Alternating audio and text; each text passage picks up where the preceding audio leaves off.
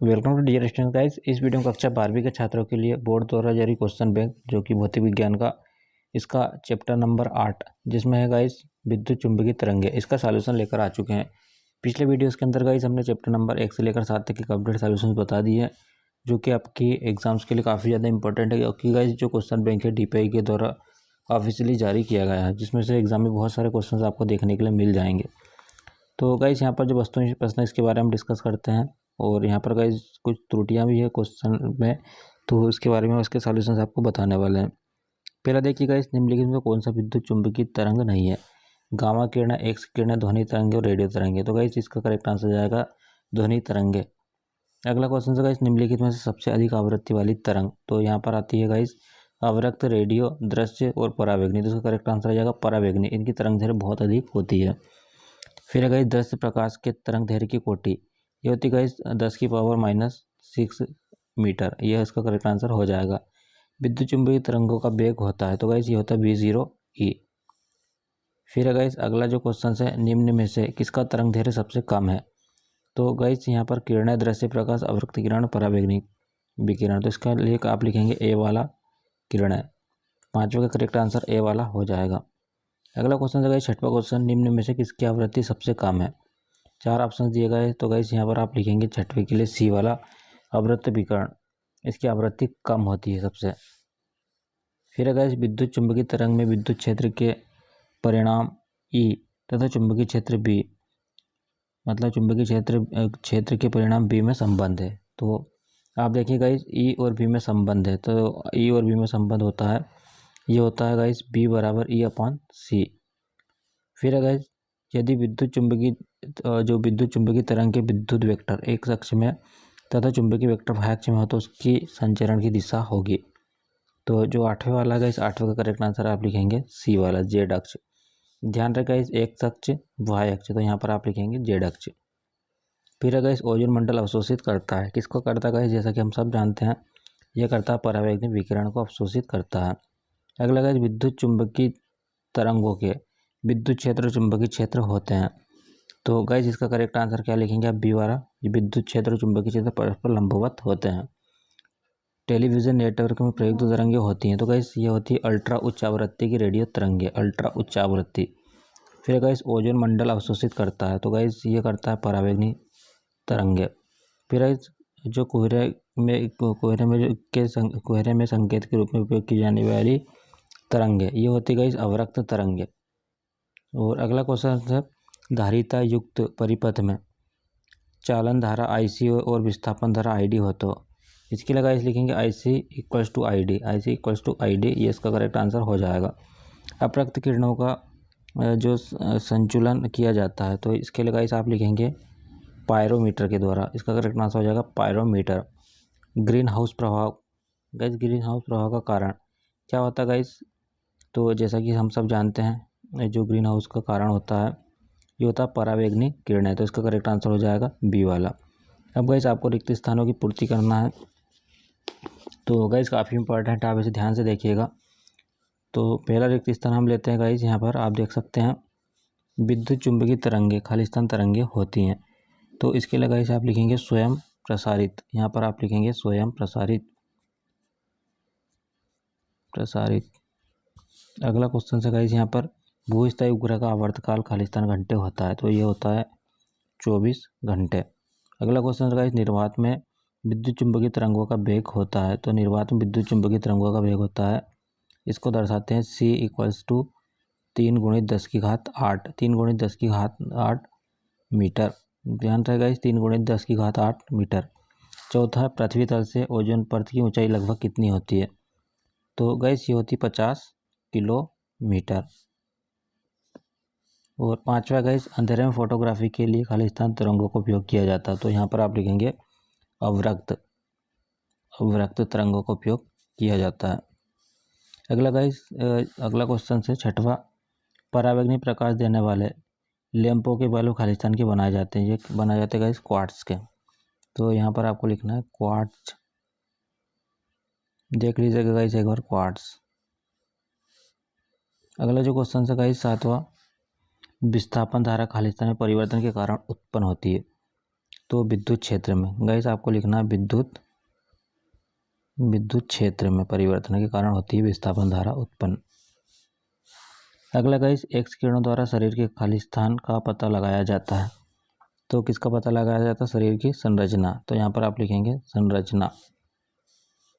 अगला क्वेश्चन है guys 9वें number का, किसी चालक में स्थायी धारा प्रवाहित करने पर विस्थापन धारा का मान खालिस्तान होता है। तो ये होता है 0। ठीक है गाइस, ये होता है 0। फिर गाइस रडार प्रणाली में खालिस्तान तरंगों का उपयोग किया जाता है। तो जो 10वां क्वेश्चन है गाइस, इसमें आप लिखेंगे विद्युत चुंबकीय। किसका किया जाता है? विद्युत चुंबकीय। ऊष्मा की संवेदनशीलता खालिस्तान किरणों के द्वारा उत्पन्न होती है। तो गाइस इस पे आप लिखेंगे, यहाँ पर लिखेंगे माइक्रोवेव। तो यहाँ पर इस तरीके से आप लिखिएगा गाइस माइक्रोवेव के कारण। किसके कारण होता है गाइस? माइक्रोवेव के कारण। फिर दूर संचार के लिए खालिस्तान तरंगों का उपयोग किया जाता है। तो दूर संचार के लिए किया जाता है रेडियो। यहाँ पर आप लिखिएगा गाइस रेडियो तरंगों का। अगला गाइस 1 मिलीमीटर से 100 मिलीमीटर तरंग दैर्घ्य वाली विद्युत चुंबकीय तरंगों को खालिस्तान कहते हैं। तो इसको कहते हैं गाइस अवरक्त। ठीक है गाइस, ध्यान रहे 1 मिलीमीटर से 100 मिलीमीटर, इसको कहते हैं अवरक्त। अगला क्वेश्चन है गाइस 14 नंबर का, खालिस्तान किरणों की भेदन क्षमता सर्वाधिक होती है। तो इसकी होती है गाइस गामा किरणों की भेदन क्षमता अधिक होती है। फिर गाइस एक त्वरित आवेश चुंबकीय क्षेत्र एवं खालिस्तान दोनों उत्पन्न करता है। तो विद्युत क्षेत्र क्या करता है गाइस? चुंबकीय क्षेत्र और विद्युत क्षेत्र।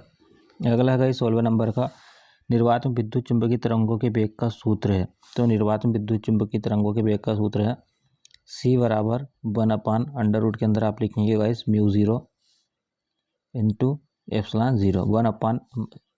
1/√, के अंदर μ0 ε0। अगला है गाइस 17 नंबर का क्वेश्चन, विद्युत स्फुलिंग के निकट की गंध निकलती है। तो गाइस यहाँ पर आप लिखेंगे ओजोन। इसका करेक्ट आंसर हो जाएगा ओजोन 17 का। 18 गाइस जीवाणुनाशक के रूप में खालिस्तान तरंगों का उपयोग किया जाता है। तो यहाँ पर आप लिखेंगे परावैगनी। ठीक है गाइस 19 नंबर का क्वेश्चन है, विद्युत चुंबकीय तरंगों के स्पेक्ट्रम को सर्वाधिक आवृत्ति वाली तरंग है। विद्युत चुंबकीय तरंगों के स्पेक्ट्रम में सर्वाधिक आवृत्ति वाली तरंग है। तो गाइस कौन सी तरंग है सर्वाधिक आवृत्ति वाली? हमने जस्ट अभी देखा था गामा, इसकी आवृत्ति सर्वाधिक होती है गामा किरणों की। 20वें नंबर का क्वेश्चन है, विद्युत चुंबकीय तरंगों के संचारण के लिए खालिस्तान की आवश्यकता नहीं होती। तो किसकी नहीं होती गाइस? माध्यम की। अब अगले देखते गाइस, एक वाक्य में उत्तर बताना है हमें। तो गाइस काफ़ी इंपॉर्टेंट है, यहाँ पर थोड़ा सा वीडियो की लेंथ काफ़ी ज़्यादा होने वाली है, बट आप वीडियोस को पूरा देखिए गाइस, क्योंकि यहाँ से एक नंबर के ही क्वेश्चंस बनने वाले इस चैप्टर से। तो गाइस समय के साथ परिवर्ती विद्युत क्षेत्र के कारण उत्पन्न विद्युत धारा को क्या कहते हैं? इसे गाइस कहते हैं विद्युत चुंबकीय तरंग। तो यहाँ पर इसका करेक्ट आंसर आप लिखिएगा विद्युत चुंबकीय तरंग। विद्युत चुंबकीय तरंगों का कौन सा भाग ओजोन परत द्वारा अवशोषित किया जाता है? तो गाइस यहाँ पर आप लिखेंगे परावैगनी। अगला क्वेश्चन है गाइस टेलीविज़न के लिए कौन सी तरंगों का उपयोग किया जाता है? तो टेलीविज़न के लिए किया जाता है रेडियो तरंगों का उपयोग। किसका किया जाता है गाइस? रेडियो तरंगों का उपयोग किया जाता है। दृश्य तरंगों की तरंग दैर्घ्य प्रकाश लिखिए। तो दृश्य तरंगों का तरंग दैर्घ्य प्रकाश होता है, यहाँ पर आप लिखेंगे 10⁻⁻7 से लेकर 10⁻⁻7 से 10⁻⁻5। अगला क्वेश्चन है गाइस फिंगरप्रिंट की जांच के लिए कौन सी तरंगों में उपयोग में लाई जाती है? तो यहाँ पर लाई जाती है गाइस जो फिंगरप्रिंट के लिए लाई जाती है परावैगनी। तो यहाँ पर आप लिखेंगे परावैगनी। विद्युत चुंबकीय तरंगों का प्रकाशीय प्रभाव किस क्षेत्र के लिए कारण होता है? तो यहाँ पर आप लिखेंगे विद्युत क्षेत्र के कारण। तो 6वां का सही आंसर हो जाएगा गाइस विद्युत क्षेत्र। अगला क्वेश्चन 7वां, 4000 जो तरंग दैर्घ्य होती है 4000 से 8000 तरंग दैर्घ्य की तरंगों के निर्वात वेगों का अनुपात होता है। तो गाइस आपको लिखना है 4000 अनुपात 8000। इस तरीके से आप लिखेंगे तो 0 से 0, 4 एकम 4, 4 दूनी 8। तो कुल मिला के गाइस आप लिखेंगे यहाँ पर 1:2 होता है। फिर गाइस टीवी के रिमोट में कौन सी तरंगों का उपयोग किया जाता है? तो जो टीवी का रिमोट होता है गाइस इसमें किसका कर किया जाता है? तो यहाँ पर आप लिखेंगे अवरक्त। इसका किया जाता है अवरक्त का। फिर अगर आयम मॉड्यूलित बैंड मतलब AM की आवृत्ति परास, तो इसका जो आवृत्ति परास होगा इसका जो आवृत्ति परास कितनी होती है, तो इसकी एक गाइस से यहाँ पर जो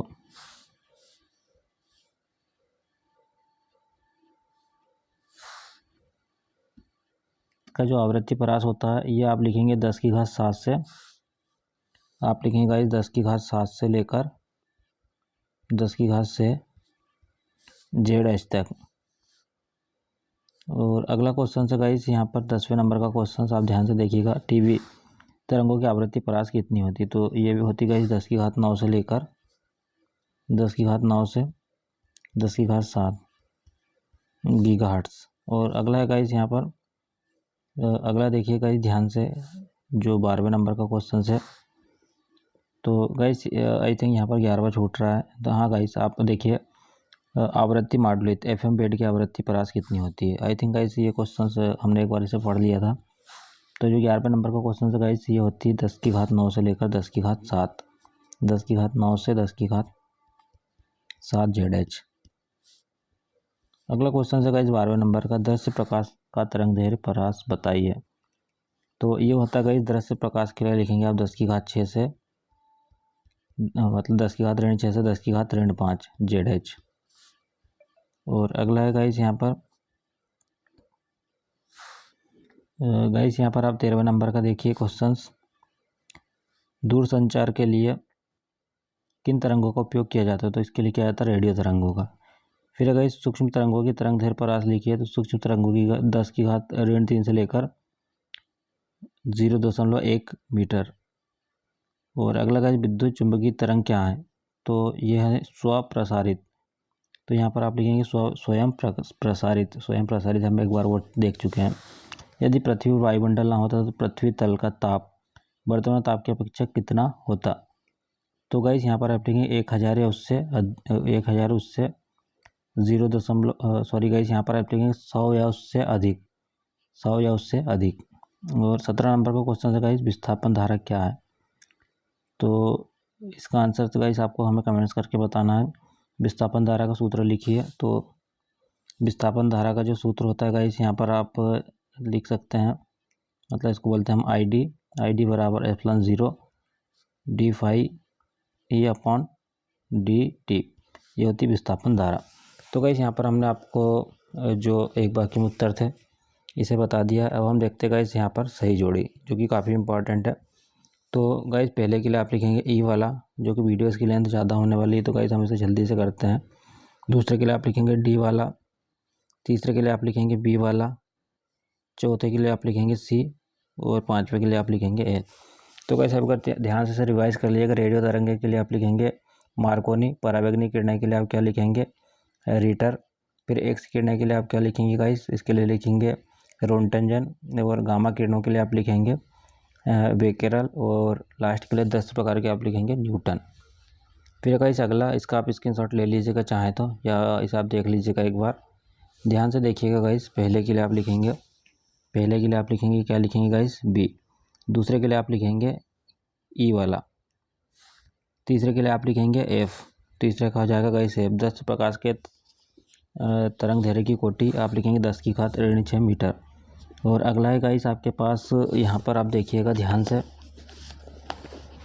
तो जो अगला क्वेश्चन है गाइस आपके पास यहाँ पर गाइस सूक्ष्म तरंगों की तरंग दैर्घ्य, जो चौथा वाला है उसकी तरंग दैर्घ्य के लिए आप लिखेंगे सी वाला, यह होगा गाइस 10 की घात ऋण 3 मीटर से 10 की घात ऋण 1 मीटर।